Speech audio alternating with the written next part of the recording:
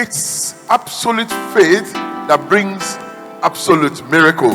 Everything in your life, commit it unto the Lord. Má fẹ́ ènìyàn, fẹ́ Ọlọ́run. When you lack faith, you cannot experience miracle. Mọ Ọlọ́run ní gbogbo ọ̀nà rẹ, ló sì máa tọ́ ipa ọ̀nà rẹ. Má ṣe ọlọ́gbọ́n lójú ara rẹ, bẹ̀rù Olúwa kò sí kúrò. Tó o bá mọ Ọlọ́run nípa ọ̀nà rẹ, kò ṣeé ṣe kó tọ́ ipa ọ̀nà rẹ. Nítorí náà, fún ẹni tó bá mọ rere láti ṣe tí kò ṣe, ẹ̀ṣẹ̀ ni o.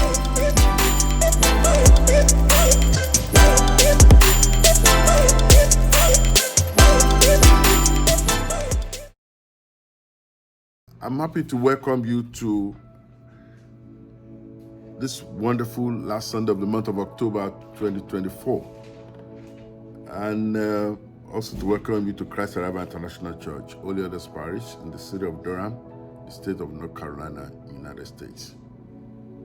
I'm persuaded to deliver this message in Yoruba language. I will, and there is no serious apology for those who do not understand Yoruba at this point. I will just talk to you, and where it's possible, I may have a mix of it. Ó jẹ́ ohun tó dùn nínú mi láti wà níwájú yín lónìí. Ṣé bó ti wọ Ọlọ́run ló ń ṣọlá? Ó fún mi ní àǹfààní etí mi kà sí yẹpẹrẹ. Mi ò fọwọ́ kékeré mú pé mo ní àǹfààní láti lọ darapọ̀ mọ́ ìjọ wa ní in Europe, in parts of Europe, actually in the United Kingdom. Ní ọ̀sẹ̀ tó kọjá, mi dẹ̀ dùn pé a fi tayọ̀tayọ̀ sìn, a sì ní bára sọ̀rọ̀ Ọlọ́run. Inú mi tún dùn pé ìjọ Ọlọ́run tó wà níbí continues to progress. And àdúrà mi ni pé iṣẹ́ òkú kò ní borí ìjọ yìí lórúkọ Kristi. Àmín Jésù. Iṣẹ́ Ọlọ́run kan àti ìwọ Ọlọ́run kan tó máa ń jọ mí lójú tí ò kì í sí yé jọ mí lójú ni pé Ọlọ́run jẹ́ aláàánú. Bó ti ṣàánú tó ní, ó sì jẹ́ Ọlọ́run tí kò gbàgbẹ̀rẹ̀. He's a very merciful but stern God. Very, very, very tough when it comes to taking position. Torí pé a jẹ́ aláìgbọràn gẹ́gẹ́ bí ènìyàn tàbí pé a máa ń fẹ́ ṣe ìrònú tiwa, a máa ń rò wípé kò rorò. Ọlọ́run gbọ́dọ̀ rorò, otherwise a máa ṣìwà wò. Mo ti kà nípa ìṣesí Ọlọ́run nínú ìwé mímọ́ púpọ̀ jù. Mo rí pé ó bẹ̀rẹ̀ látinú ọgbà Édẹ́nì tí a kà. Ọlọ́run fún ènìyàn ní ìtura tí kò tiẹ̀ ṣe díyelé. He offered man every comfort imaginable at creation. Kọ́kọ́ dẹ́yàn, ó dàbí kọ́kọ́ dẹ́yàn, ó kàn find ara ẹ̀ nínú ààfin. Gbogbo nǹkan wà ń bẹ̀rẹ̀ fún ẹ. Ó lè tún wá ju ààfin lọ nítorí pé wọ́n lè febi pẹ́ nínú ààfin. Tó bá jẹ́ ọmọ ọba, tó bá dẹ̀ ń dúró ìrìn àjò, by the time tó bá dé àwọn ìlàrí àwọn ọmọ ìjọ, wọ́n lè make sure àwọn ẹmẹsẹ̀ tàbí àwọn ìwọ̀fẹ́ ọba, wọ́n lè má yẹ pé ó jẹun. Ṣùgbọ́n Ọlọ́run fi Ádámù sí ipò àti máa gbé ayé àlàáfíà àti ayé ọrọ̀. He was positioned to live a life of luxury. By any standard at that point, God gave him dominion over all creations. Ó dẹ̀ fi jọba lórí ohun gbogbo. Ó wá fi sí inú ọgbà Édẹ́nì láti máa ró, láti máa ṣọ́. To work it, to keep it, to tend it. It was the first gardener general. Ọlọ́run wá fún ní ọgbà yìí nìyí o. Ó wá tún wò pé kò yẹ kó dá nìkan wà. Ẹ máa wo mo ló fún ní every comfort imaginable. Do you know how much trouble it takes to get a wife these days? A good wife, oh. Or do you know how much it takes to get a good husband? Very difficult. Because there are men, but there are no husbands. There are girls, but there are no wives. Because 90% of those who have qualified to be wife, because of poverty in the land and their lack of training, they have become molosho. Ṣùgbọ́n Ọlọ́run wò ó pé kó má dá níwà, ó dẹ̀ yan ìyàwó fún. Èmi ò fẹ́ mọ nǹkan tí ìyàwó yẹn ṣe fún o, torí wo máa bẹ̀rẹ̀ ẹjọ́ nìsín, òun ló jẹ́ kó jẹ èso, ṣùgbọ́n ìyàwó tiẹ̀ ló fún yẹn o. Ó dé bó ṣe tó bá jẹ́ pé ìyàwó burúkú ni, kí ló dé ta máa ń gbàdúrà pé Ọlọ́run á jẹ́ kí èèyàn rí, kọkùnrin rí eegun ìhà láti fẹ́. Eegun ìhà tí Ádámù ní Éfà, kádàrá tiẹ̀ tó mójútó nìyẹn. I want to go beyond that today. I know when God gifted him a wife as a helpmate, the man enjoyed everything, but he was tricked into disobeying God and flouting his simple instruction. A dẹ̀ mọ̀ wípé lẹ́yìn tí ọrọ̀ àti gbogbo ẹ̀dẹ́ ìtọ́lọ́dẹ̀ fún láyà yìí, tí ẹ̀tàn wá láti ọ̀dọ̀ èṣù tó fi jẹ èso, gẹ́gẹ́ bí èmi àti wọ́n ti mọ̀, kò gbọ́ràn sí Ọlọ́run lẹ́nu fún nǹkan kékeré tọ́lọ́run ní kó má ṣe, ó dẹ̀ jẹ̀yà ẹ̀. Èyí tèmi àti wọ́n ń jẹ títí di òní. Àwọn aláìmọ̀kan á ní ṣe bí àwọn èèyàn kọ́kọ́ kọ Báíbù ni. Ó kọjá pé èèyàn kọ́kọ́ kọ Báíbù. Ìwọ náà wò ó, Ọlọ́run sọ̀rọ̀ ní ìbẹ̀rẹ̀ ayé pé ọkùnrin ní ogún ojú ẹ̀ ni ó máa jẹ. Ẹni tí ò bá ti jẹ́ ní ogún ojú ẹ̀ lẹ́nu, he must be a fraudster. Àwọn gan tún ń lo ogún, àwọn 419 yẹn, àwọn yahoo yẹn, àwọn náà ń sún. Èṣù ọ̀gá wọn tún gbéṣẹ́ lé wọn lọ́wọ́ torí ó ló bá sọ fún paago kan ló gbọ́dọ̀ lọ wẹ ọṣẹ, gbọ́dọ̀ tí ò bá wẹ̀ yóò ya wèrè. Owó ìwò náà tiẹ̀ lèèyàn ní tó jẹ́ pé ẹ̀mí ẹ̀ wọ́n náà fi máa ń yó ká yẹn, àwọn ọmọ yẹn nítorí rí wọ́n ti ń rí ewèlè torí owó tán fẹ́ ní, bọ́rọ̀ wọn tí wọ́n ẹ jẹ́ ká fi sẹ́gbẹ̀ẹ́ kan. Torí pé Ọlọ́run nífẹ̀ẹ́ Ádámù ló fún ní gbogbo nǹkan, ṣùgbọ́n gbà tó ṣẹ̀ ó fún ní ẹ̀tọ́ ẹ̀ nípa ìyà tó yẹ kó jẹ, ó di ẹni tí a lé síta. Ṣùgbọ́n ibì kan tó wà tí wà ti rí àánú Ọlọ́run tó wò pé wọ́n wà ní òwò, ó tún rán aṣọ fún wọn pé kán wọ̀. Tó bá jẹ́ èèyàn ni pẹ̀lú àtọ́wò yẹn, ìhòòhò ló yẹ kéèyàn lè jáde kó wọn àti ìyàwó ẹ̀jọ́ máa rin ìhòòhò ká, bóyá èmi àti ẹ bóyá ìhòòhò náà làwọn kan máa rìn ká báyìí pé àbí nígbà tó yẹ pé Ádámù. So ohun tọ́lọ́run yìí ṣe nípa ọ̀rọ̀ Ádámù yìí, ó ní í ṣe pẹ̀lú ọ̀rọ̀ tí Ọlọ́run fi sọ̀rọ̀ nípa ara rẹ̀ ní Exodus 34:6. Ó ní lọ́dọ̀ Mósè ló ti farahàn báyìí. Mo dẹ̀ fẹ́ràn bí púpọ̀ jù. Olúwa ré kọjá níwájú Mósè. Ó sì ké pé. Ọlọ́run fúnra ẹ̀ wá ń sọ báyìí pé Olúwa. Ọlọ́run. Yes. Aláàánú. Yes. Àti olóore ọ̀fẹ́. Ẹ dúró mẹ́ẹ̀.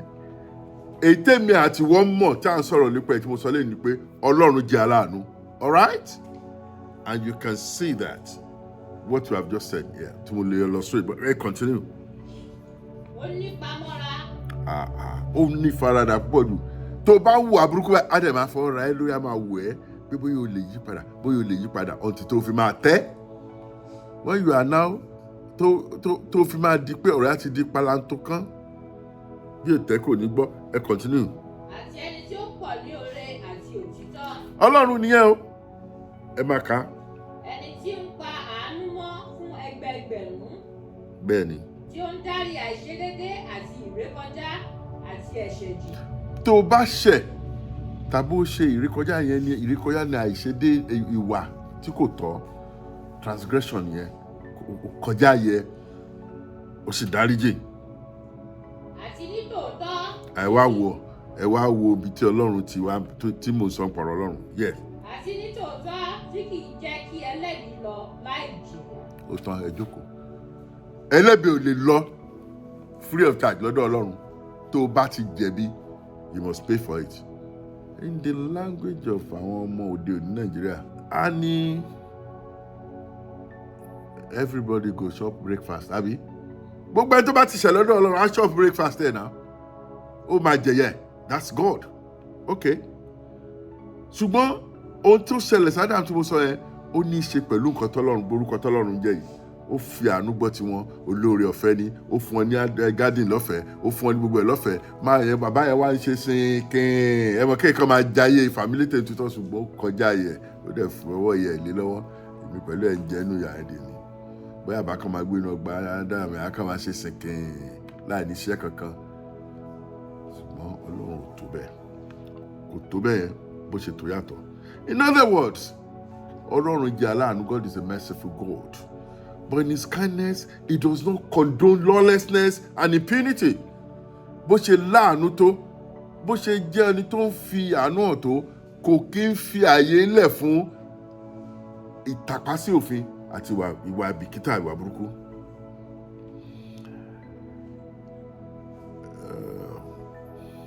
Today we see that, but for God's merciful nature, the whole world has lost every right to claim God's favor. Lónìí tí ó bá yẹ pé Ọlọ́run jẹ́ aláàánú, kò sẹ́ni tó ní àǹfààní àti lè máa sọ pé oore ọ̀fẹ́ tọ́ sóhun. Ṣé wà tá à ń wù ní àfi máa rí oore ọ̀fẹ́ gbà lọ́wọ́ Ọlọ́run yìí? Ìwọ náà mọ nǹkan tó ń ṣe ní kọ̀kọ̀, èmi náà mọ̀ tí mò ń ṣe tí Ọlọ́run ò fẹ́. Báyé mi tẹ́ ń bẹ̀bẹ̀ gbogbo gbà pé Ọlọ́run jẹ́ kó ṣe fún mi kí n lè yí padà. Ẹnìkan wù àti ẹ̀ kò tiẹ̀ fẹ́ yí padà. Ní ayé tá a wà yìí, ṣé ayé tí ọkùnrin ti ní ọkùnrin ló máa fẹ́ tó dẹ̀ ń sọ with pride? Ayé tí ìjọ Ọlọ́run pàápàá ń sọ pé àwọn ọkùnrin àtọkùnrin tó ń fẹ́ra wọn gbọ́dọ̀ tún di àlùfáà Ọlọ́run. Ṣáyé lè láì láwà ṣá? Àbí ayé tó ti dorí kodò? Nígbà tí mo wà ní èwe, mo ṣe ní ó wù mí láti sọ mẹ́sẹ̀jì Yorùbá. Bàbá kan wà ó kọrin, Ọlọ́run fẹ̀rùn kẹ́. Bàbá tí mo ló ń kọrin yìí, ó ń kọrin àpàlà. Ó wá wo bí ayé ṣe rí gbà yẹn. Ó ní nínú ẹsẹ̀ méjì tílé ayé fi dúró, ayé tí kákan rọ, ìkan ló fi dúró, ìkan tó kù kò tó lẹ́mọ́ o, ẹ̀yin ọmọ Ádámọ̀. Tó bá yẹ pé ayé sí ni, èmi ò tẹ́ rò pé kan tí wọ́n ló kù yẹn tán ló fi dúró yẹn kò fi dúró mọ́ o. Ayé ti ká ẹsẹ̀ méjèèjì rọ̀, wọ́n kàn float báyìí ni. Torí pé àmọ́ àtẹ̀lé ọ̀rọ̀ Ọlọ́run mọ́. Nǹkan péré ló wá kù wá ká ṣe ni pé gbogbo ẹ̀mí ló tọ́ sí tá a ní tá à ń wù níwájú Ọlọ́run àti ìṣesí wa tó fi wá hàn bí ẹni tí kò nífẹ̀ẹ́ Ọlọ́run. Ká gbé ìwà burúkú ni ká bọ́ sẹ́gbẹ́ kan. Our sense of entitlement tá a fi ń rò pé ó yẹ kó yí Ọlọ́run náà, tí mi bá ṣe tó dá ó yẹ kó yí Ọlọ́run. How can you say that God should understand you when you are doing what is bad? I don't know. Àwọn ìwà yìí ló yẹ ká gbé jù sẹ́gbẹ́ kan láyé tá a wà nísìnyí. Ká wá ṣe nǹkan kan péré, ká má ronú pé a ní ẹ̀tọ́ láti dẹ́ṣẹ̀. Torí ọ̀pọ̀lọpọ̀ tí ẹ rò wípé ẹ̀tọ́ ò ní láti dẹ́ṣẹ̀. Ìyẹn tó yà ẹ́ lẹ́nu. Some people feel it's their right to sin. And they qualify or justify that by saying, God knows that there is no way we are human, we must commit sin.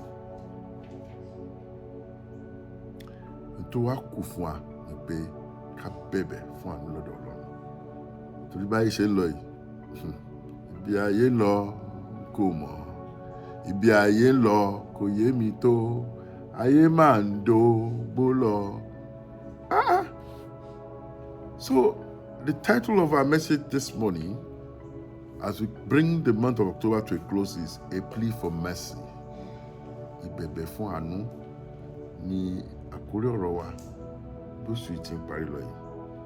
Nínú ìwé Jákọ́bù chapter 2 verse 13, James 2:13, orí kejì ẹsẹ̀ kẹtàlá, ó tọ́ka sí the prerogative of God's mercy. Bí àánú Ọlọ́run ṣe borí ohun gbogbo àti pé àánú borí ìdájọ́.